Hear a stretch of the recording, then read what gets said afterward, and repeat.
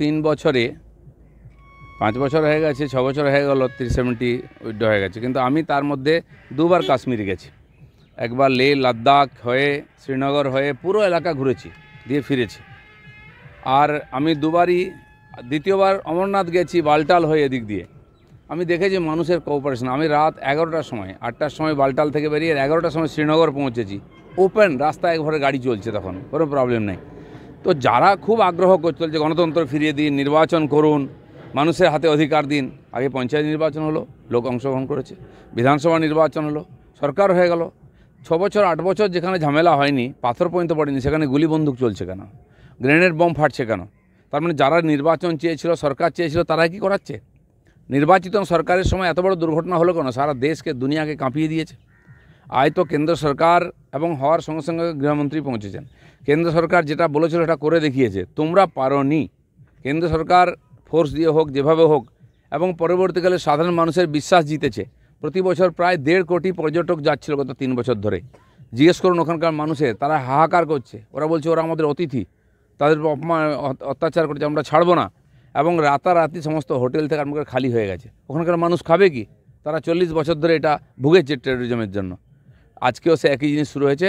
কিন্তু আমি মনে করি না এটা বিশেষ কিছু একটা বিচ্ছিন্ন ঘটনা হবে, এরপরে আবার স্বাভাবিক হবে।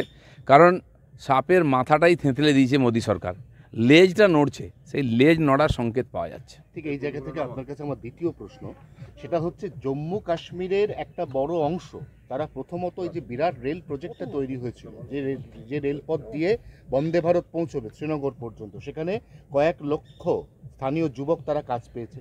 তারা আর বন্দুক হাতে তুলবে না। যারা পর্যটন শিল্পের ফ্লো দেখে পর্যটনের বিভিন্ন কাজ বেছে নিয়েছে, তারাও আর বন্দুক হাতে তুলবে না। তাহলে এই যে সন্ত্রাসবাদের যে ভয়, এই ভয়টাকে জিগিয়ে রাখার জন্যই কি এই কাজটা? এক্স্যাক্টলি। হাতে কাজ আছে, ইনকাম আছে, পকেটে টাকা আছে, আনন্দে আছে সবাই। আজকে বন্দুক ধরার লোক পাচ্ছিল না, কারণ সবার হাতে কাজ ছিল। তাই এই ট্যুরিস্টদের তাড়িয়ে আবার বেকার করে যুবকদেরকে আবার হাতে হয় বন্দুক তুলে দেবে, পাথর তুলে দেবে, গ্রেনেড তুলে দেবে, আর কটা টাকা দিয়ে তাদেরকে আবার দেশবিরোধী কাজ করাবে, সে চক্রান্ত চলছে। আমার মনে হয় যে ধরনের প্রতিক্রিয়া দেশ জুড়ে, দুনিয়া জুড়ে হয়েছে, এটা ওখানকার কয়েকজন বিচ্ছিন্নতাবাদী নেতা বা কয়েকজন জঙ্গি এটা পারবে না। সরকার আছে, সরকারের সঙ্গে পুরো দেশ আছে। আপনি দেখুন যে জওয়ানরা শহীদ হয়েছেন, যে ট্যুরিস্টরা শহীদ হয়েছেন, তাদের প্রতি মানুষের সমবেদনা দেখুন। মানুষ একদম ঝাঁপিয়ে পড়ছে তাদের সম্মান সমবেদনা জানাবার জন্য। এবং দেশ সরকার তো আছেই। আমার মনে হয় যেমন আমরা দেশের মধ্যে এর বিরুদ্ধে লড়ছি, একতা দেখাচ্ছি, ঠিক সরকারও যেমন সার্জিক্যাল স্ট্রাইক করেছিল বা এই ধরনের কিছু ঘটনা করবে। মোদী সরকারের উপরে, মোদীজির উপরে ভরসা রাখা উচিত মানুষের। ঘটনা দুর্ঘটনা হয়েই গেছে, ব্যথিত আমরা, সেই পরিবারের সঙ্গে আছি। যে মানুষগুলি চলে গেল, তাদের আত্মার শান্তি কামনা করব ঠিকই, কিন্তু এই সংকটের সময় দেশের অস্তিত্ব, একতা, সুরক্ষার জন্য একসঙ্গে আমরা লড়ব। শুভেন্দু অধিকারী কালকে বিধানসভার সামনে গুনে গুনে যখন পাকিস্তানের পতাকা পোড়াচ্ছিলেন, তিনি তখন একবার ভুল করে, ওটা স্লিপ অফ টাং, হিন্দুস্তান মুর্দাবাদ বলে ফেলেছিলেন। সেইটা নিয়ে একদম মামলা হয়ে গেল সরাসরি।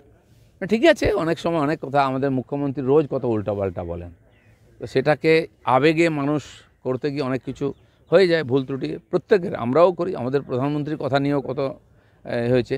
তো যারা আজকে কোণঠাসা হয়ে গিয়ে জঙ্গিদের সঙ্গে দাঁড়াবার চেষ্টা করছেন, যারা কাশ্মীরে সেকুলারিজম বা যে ওই সরকার এসছে তার পক্ষে দাঁড়িয়েছিলেন, সেটাকে চাপা দেওয়ার জন্য বিফলতাকে হয়তো এসব করতে যাচ্ছেন। এই ধরনের ছেঁদর রাজনীতি না করাই ভালো। কাশ্মীরের এই আবহেই দাদা আমরা দেখছি পাঞ্জাবে একজন, তিনি ভুল করে সীমান্ত পেরিয়ে পাকিস্তান রেঞ্জার্সের হাতে আটক হলেন। এই মোমেন্টে এইটাকে আলাদা করে চাপ বাড়াবে?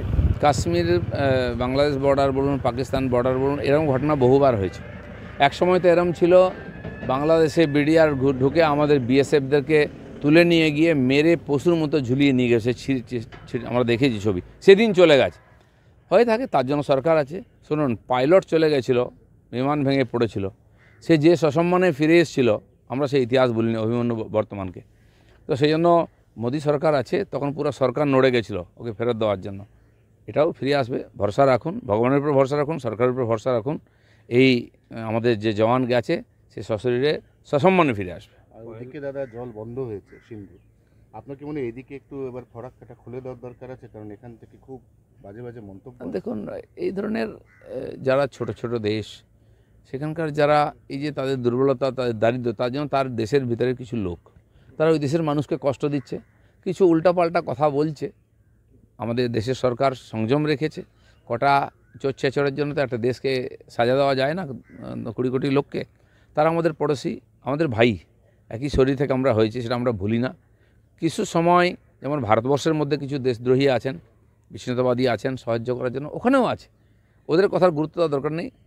ওইখানকার মানুষ বুঝতে আরম্ভ করেছেন যে যারা এই চক্রান্ত করে সরকারকে সরিয়েছে, যারা আজকে ওখানে এই ধরনের অব্যবস্থা তৈরি করেছে, তার যোগ্যতা কিছু নেই। মানুষ জাগছে, পরিবর্তন হবে। আমার ধারণা বাংলাদেশে শান্তি আসবে। ঠিক সেরকম যেমন বাংলাদেশকে শিখিয়েছে আমরা পাকিস্তানকে যে পড়োশি হিসাবে সোজা থাকতে হবে, বাংলাদেশেও নিজের স্বার্থে যেদিকে ভারত চারিদিকে ঘিরে আছে তাকেও শান্ত থাকতে হবে, ভালো থাকতে হবে, কারণ ভারতের সঙ্গেই থাকলেই তাদের ভবিষ্যৎ ঠিক থাকবে। পহেলগাঁওয়ের হামলার পরে আমরা এখনো পর্যন্ত দেখলাম কোনো জঙ্গিকে আলাদাভাবে খুঁজে বের করা সম্ভব হয়নি, চিহ্নিত করা গেছে। এর মধ্যেই আমরা প্রতিরক্ষা মন্ত্রী, প্রধানমন্ত্রীকে বক্তব্য রাখতে শুনেছি এবং সেটাও যথেষ্ট কড়া বক্তব্য।